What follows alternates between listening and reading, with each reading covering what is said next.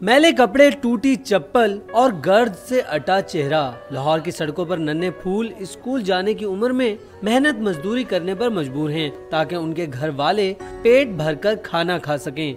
इधर काम करता हूँ, अबू भी काम करता है, अबू के लिए मेहनत करता हूँ, वो किराया करता है, मैं घर का खर्चा करता हूँ। पढ़ने को भी बहुत शौक करता है हमारा, लेकिन पढ़ने का फीस ही बहुत है, स्कूल का फीस ही बहुत है, तो हम इधर आके 400-500 रुपये दिहाड़ी बना लेते हैं, वो घर का खर्चा भी हो जाता है।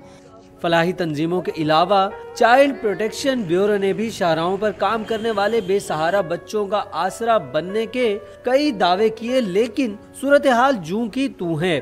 बच्चों को हम लेकर आ जाते हैं। जब बच्चे हमारे पास आते हैं, देखिए ये पहली जिम्मेदारी तो माँ बाप की है। अब अगर माँ बाप ने उनको अबेंडन सड़कों पर छोड़ दिया है, खाने पीने के लिए कुछ नहीं है, या वो भीख मांगेंगे या वो चाइल्ड लेबर में मुलव्वस होंगे, तो उन बच्चे वो फिजिकली भी डिस्टर्ब होते हैं, किसी की मारपीट का भी शिकार होते हैं, वो साइकोलॉजिकली भी परेशान होते हैं।